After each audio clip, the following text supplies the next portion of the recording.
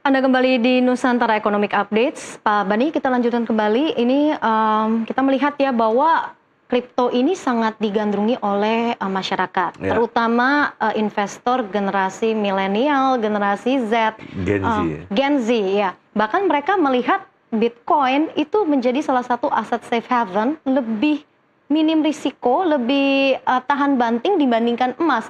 Point of view Anda ini melihatnya seperti apa?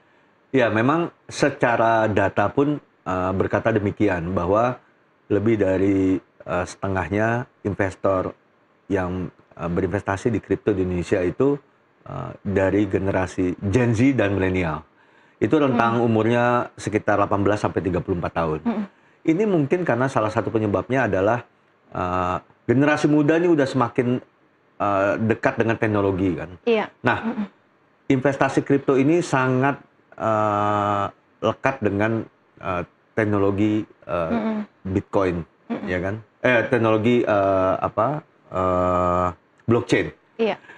Jadi anak-anak muda ini udah semakin banyak juga akses informasi dengan global, dengan luar, apa yang terjadi di luar. Nah, di luar pun juga investasi kripto ini juga sangat pesat sekali kemajuannya, sehingga yang paling cepat pick up itu anak muda. Jadi memang ini yang salah satu perhatian kami, bagaimana anak muda ini memang dengan karakternya yang bisa cepat, mungkin naluri untuk investasinya lebih atau lebih agresif.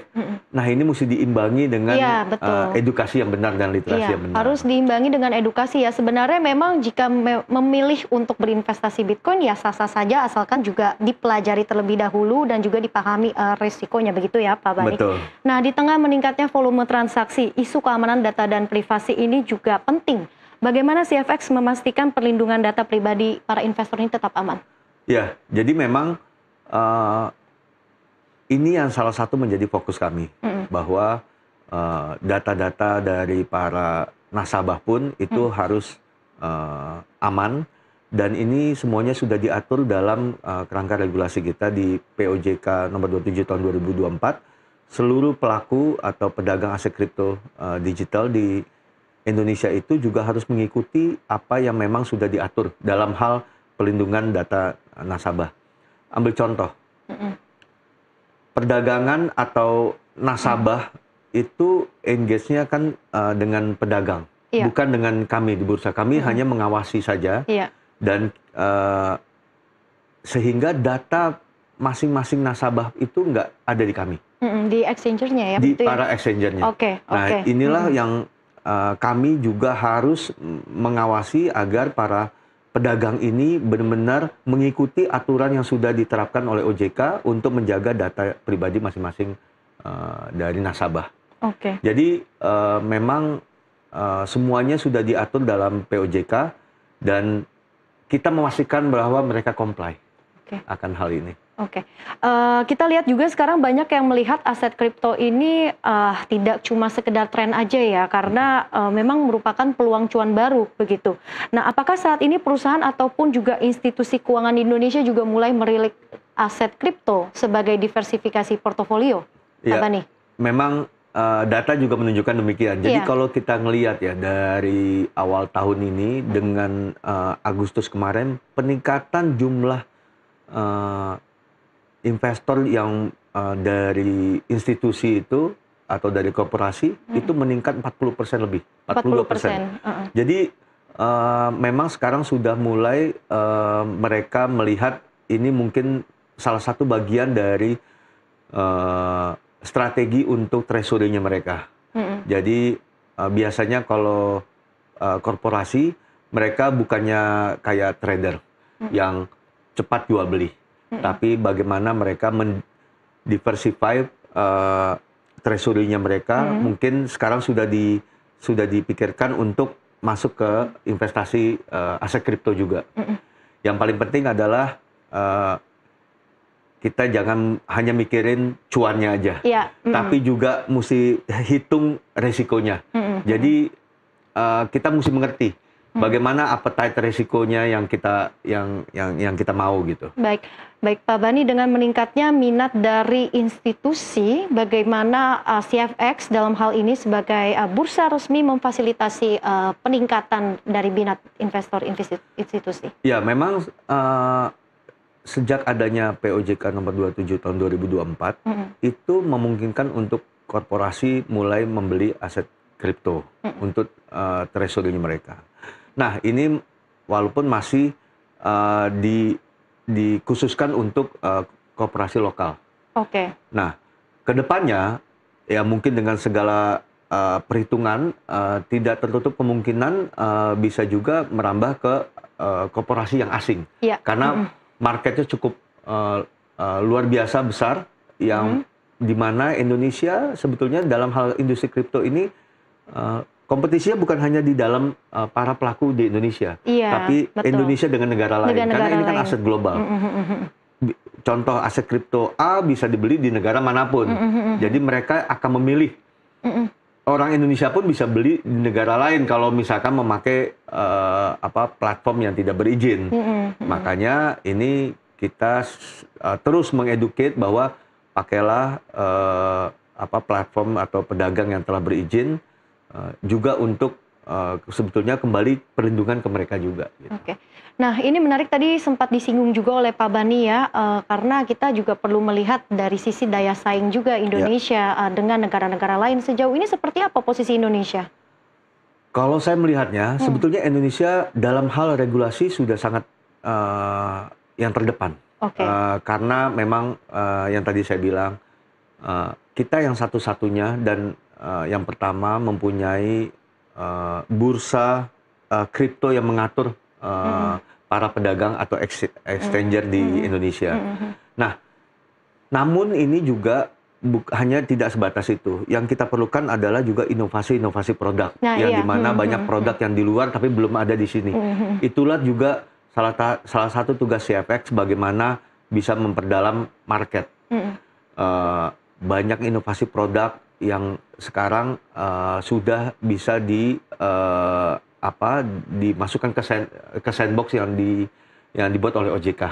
Ini sangat baik karena regulatory sandbox yang ada di OJK ini akhirnya membuat para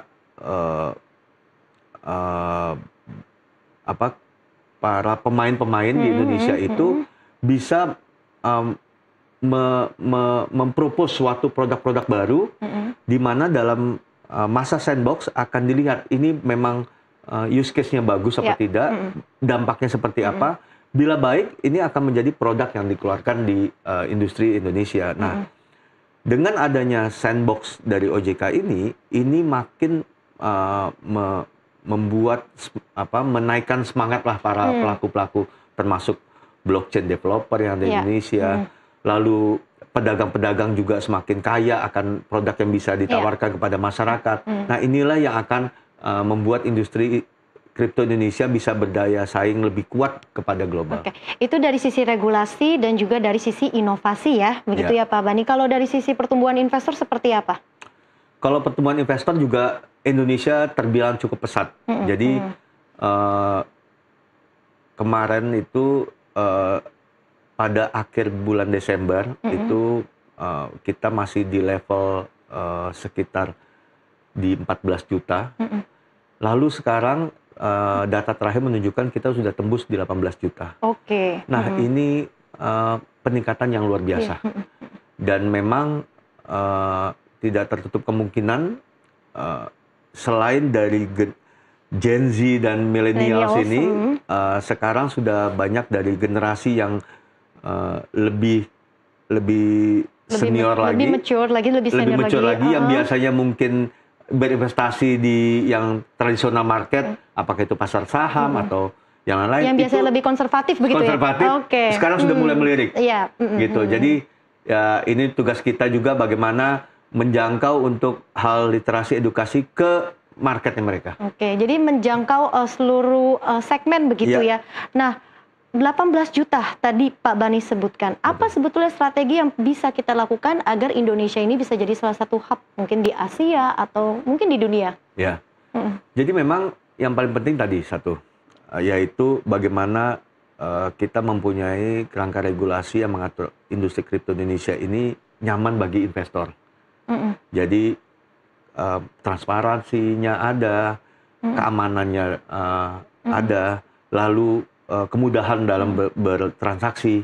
Ini yang akhirnya membuat apalagi kalau dari marketnya korporasi, mereka akan lebih jadi mereka kalau dari korporasi lebih memilih bagaimana mereka investasinya mereka lebih aman dalam jangka panjang.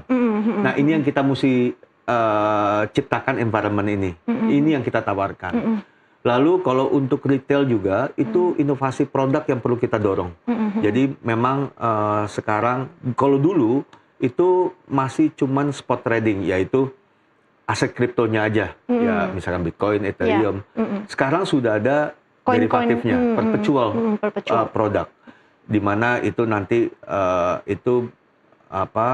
bisa perdagangannya kontrak Bitcoin. Nah ini inovasi-inovasi ini yang kita harus push untuk bisa ditawarkan atau tersedia di market Indonesia. Mungkin nanti tokenisasi, real world asset, ada stable coin yang baru-baru, atau nanti ada juga staking segala macam yang dimana di luar sudah banyak. Crypto lending, borrowing, itu yang harus kita perkaya produknya di Indonesia untuk menjadi regional hub. Baik, terakhir Pak Bani, mungkin Anda melihat seperti apa kita pemerintah Indonesia mempunyai target inklusi keuangan, bagaimana CFX juga turut bisa berkontribusi dalam hal itu, dan mungkin bagaimana ya untuk masyarakat yang baru saja mengenal kripto dan ingin berinvestasi, apa hal pertama yang harus dilakukan terlebih dahulu? Silakan. Mungkin informasi pertama yang bisa didapat adalah di mana saya bisa bertransaksi dengan aman.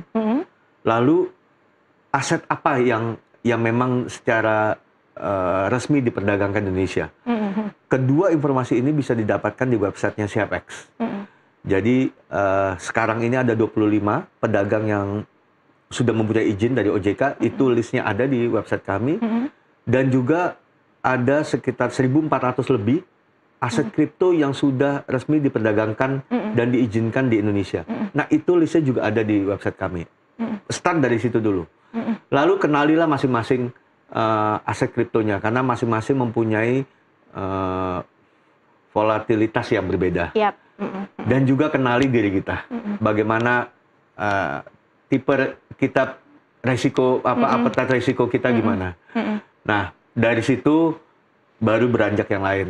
Kalau kami juga sangat sering melakukan literasi dan edukasi ke universitas, ke komunitas kripto. Kita punya CFX Connect yang bersama-sama para pedagang juga, anggota kami melakukan edukasi di berbagai daerah. Biasanya kita kerjasama sama universitas. Ya ini yang kita semua lakukan. Baik Pak Bani, yang terpenting adalah memahami risikonya dan juga melihat ya, mempelajari terlebih dahulu koin-koin apa saja yang ingin diinvestasikan gitu.